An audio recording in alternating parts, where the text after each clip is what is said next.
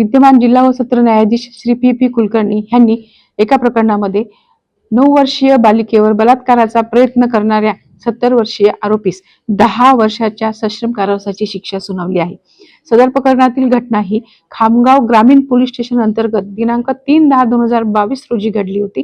ह्या प्रकरणातील फिर्यादी हिने पोलीस स्टेशनला आरोपी विरुद्ध फिर्याद दिली होती की तिची मुलगी पीडित आहे। आरोपीची दारी खेळत असताना आरोपीने तिला घरात नेले आणि तिच्यावर बलात्काराचा प्रयत्न केला।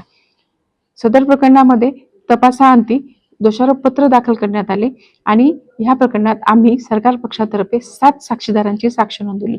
ह्या साक्षी दरम्यान आरोपी विरुद्ध आरोपीने पीडितेवर बलात्काराचा प्रयत्न केला हे सिद्ध झाले। सदर प्रकरणातील पीडिता ही केवळ 9 वर्षाची होती।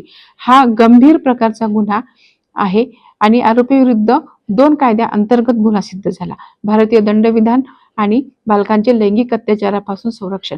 परंतु नियमानुसार एकाच कायद्याअंतर्गत शिक्षा सुनावता येते, म्हणून विद्यमान न्यायाधीश महोदयांनी आरोपीस कलम 376 अ ब सह कलम 511 प्रमाणे 10 वर्षाच्या सश्रम कारावासाची शिक्षा सुनावली आहे आणि 5,000 रुपये दंड सुनावला आहे।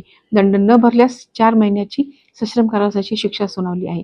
सदर प्रकरणामध्ये पीडितेची आई जर वेळेवर गेली नसती तर आरोपीने पीडितेवर बलात्कार केला असता, निर्घृण प्रकारचा गुन्हा तिच्या विरुद्ध घडला असता। आज आम्हास समाधान वाटते की आम्ही पीडितेस न्याय देऊ शकलो। ठळक घडामोडींसाठी देशोन्नती न्यूज चॅनलला सबस्क्राइब करा आणि बेल आयकॉन प्रेस करा। मुंबई, पुणे, नागपूर, मराठवाडा असो का विदर्भ, राजकीय, सामाजिक, शैक्षणिक क्षेत्र असो का क्रीडा, सर्वच घडामोडीचे विश्लेषण पाहायला विसरू नका। फक्त देशोन्नती न्यूजवर।